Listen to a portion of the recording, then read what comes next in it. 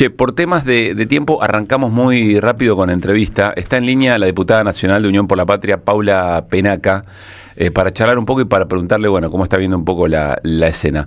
Paula, Pablo Caruso, Gaby Radiche y Luis Pablo Gininger, saludamos en Que Vuelvan las Ideas. ¿Cómo estás?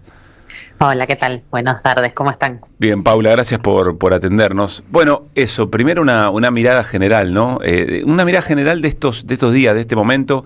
El viernes el gobierno quedó a tiro de una crisis financiera, económica, política, uno podría decir hasta judicial, con mucho riesgo de gobernabilidad y bueno, finalmente aparece el gobierno de los Estados Unidos y lo que ya todos conocemos, hoy completado con un mensaje que le da un poco más de letra de Scott Bessent, del secretario del Tesoro, y de repente pareciera que, como que zafó y que todo es una maravilla y todos los mercados contentos. De esta escena, ¿qué estás viendo, Paula? Bueno, me parece que la actitud del gobierno de Milei profundiza la crisis de gobernabilidad, ¿no? Porque efectivamente están en este movimiento entregando absolutamente nuestra soberanía y lo que nos tenemos que preguntar los argentinos y las argentinas es ¿quién gobierna nuestro país hoy?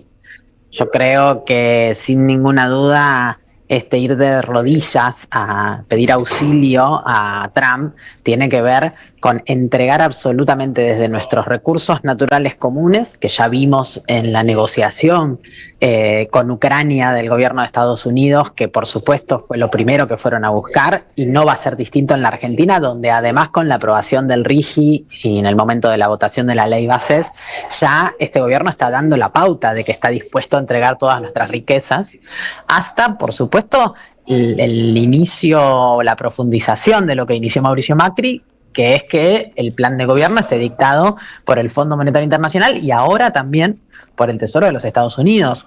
Entonces, tanto que acusan a algunos sectores del peronismo de generar una crisis de gobernabilidad en función de querer que se cumpla la división de poderes, por ejemplo, y que el Congreso tenga su rol, que controle al Ejecutivo, bueno, efectivamente ellos están entregando absolutamente la posibilidad de cumplir el mandato popular de gobernar la Argentina, que bueno, nosotros podemos no estar de acuerdo con cuál es el modelo para la Argentina que tiene el gobierno de Milei, pero sin embargo, por supuesto que fue votado por la población. Entonces, me parece que ese es el escenario. Es un escenario gravísimo, ¿no? El que nos está presentando Javier Milei y Toto Caputo y todo su gobierno.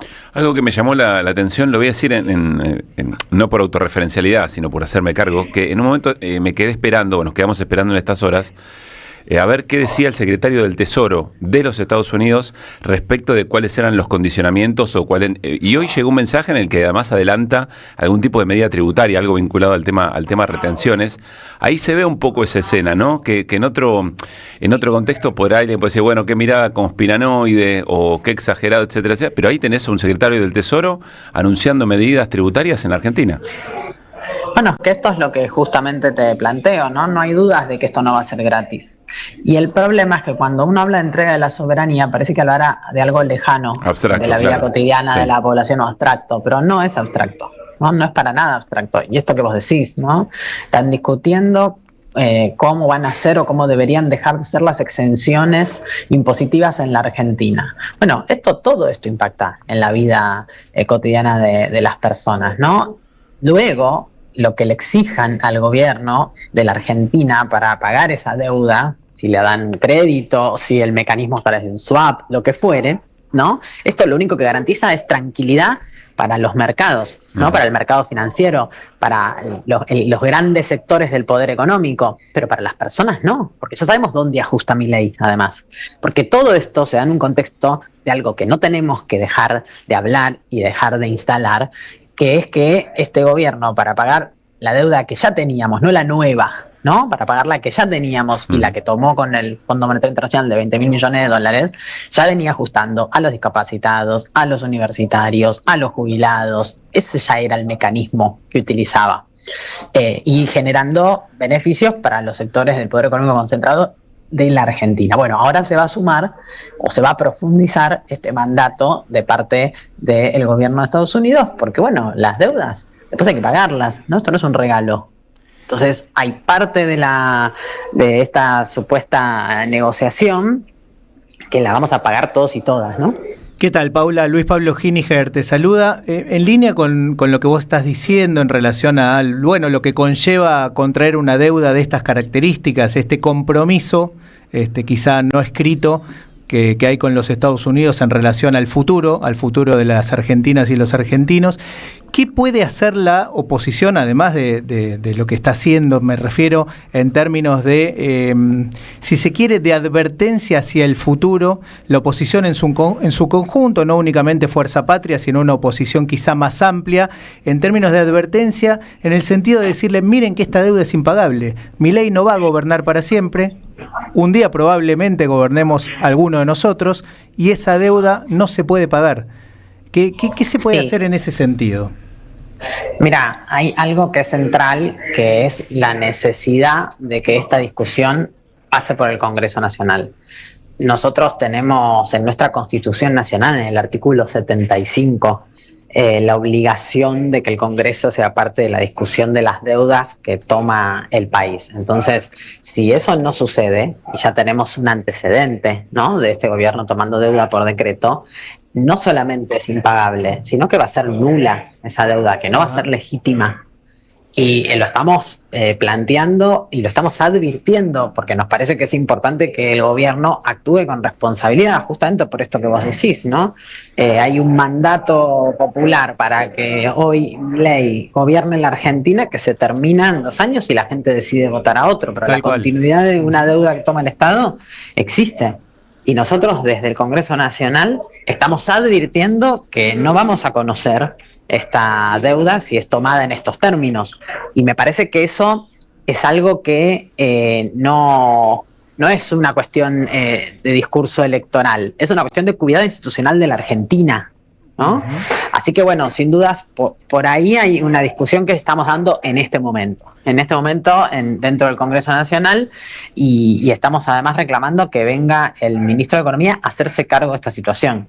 No, que no pisó nunca ni la Cámara de Diputados ni la Cámara de Senadores. Paula, me adelanto mucho, pero sin dudas eso, llegado el momento, será también asumir un conflicto, ¿no? Y no digo que ustedes no vengan asumiendo conflictos, que desde ya que los vienen asumiendo, pero habrá que asumir un conflicto en determinado momento. Bueno, no, es que eso no es para nosotros un impedimento, digamos. A ver, cualquier situación de discusión contra el poder económico concentrado supone un conflicto. Desde el peronismo tenemos una tradición de representar los derechos de las mayorías y eso supone entrar en conflicto con los privilegios de las minorías. Así que en ese sentido estamos dispuestos a hacerlo y me parece además que hoy ya, después de 2 años de este gobierno, no solo el peronismo tiene esa disposición. Encontramos en algunas alianzas dentro del Congreso Nacional otros espacios políticos que creen igual que nosotros que no se puede gobernar en función del capricho de un sector o de los intereses específicos de un sector, por más poder que ese sector tenga, que hay que gobernar pensando con responsabilidad en el futuro de un país, con toda la población adentro, ¿no? Así que, bueno, esa disposición a asumir ese conflicto y a transitarlo, por supuesto que la tenemos. Estamos charlando con Paula Penaca, diputada nacional de Unión por la Patria. Paula, sé que hay moción de censura para Francos, que hay denuncias ya en justicia presentadas. Creo que Mónica Fein y Esteban Paulón hicieron una presentación. Te quiero preguntar por la situación respecto de la aplicación de las leyes que el Congreso con las que el Congreso insistió, en este caso discapacidad, pero también por supuesto se viene financiamiento universitario, emergencia pediátrica, y el gobierno, la verdad yo no lo vi nunca una situación así, que el gobierno después de todas las instancias diga no, bueno, suspendo, no lo aplico, díganme de dónde sale la plata. ¿Qué estás viendo ahí?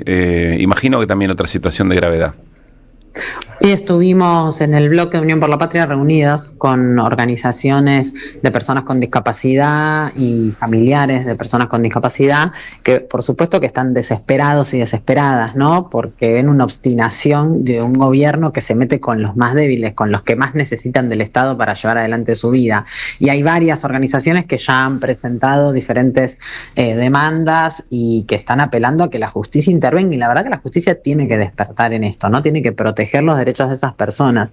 Estamos nosotros llevando adelante esta moción, veremos si la semana que viene podemos reunir los consensos suficientes para tratarlo en el recinto, porque nunca se ha visto en la Argentina que un jefe de gabinete renuncie a una de sus competencias centrales, que es la de justamente reasignar partidas presupuestarias. O sea, es absurdo, ¿no?, el planteo que está haciendo el Ejecutivo, porque además al mismo tiempo que con ese decreto nos devuelven la ley, haciéndonos cargo de algo que no tiene ningún asidero, porque la ley que fue sancionada, y no solo sancionada, sino que fue vetada y luego insistida por más de las mayorías que requiere nuestra Constitución para insistir en una ley, por un número abultadísimo, plantea justamente que el jefe de gabinete cumpla con su función de asignar partidas.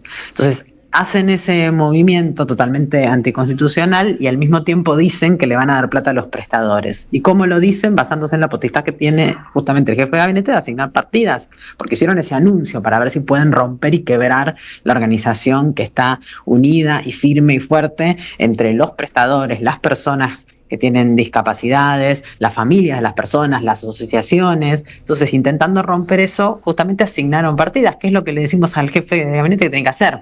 Así que bueno, por supuesto que vamos a avanzar en la moción de censura y vamos a evaluar en el recinto qué es lo que tiene, qué explicación es la que tiene para dar Guillermo Francos, ¿no? Porque si no, no existe país, si no hay un funcionamiento posible que respete las instituciones y la Constitución Nacional.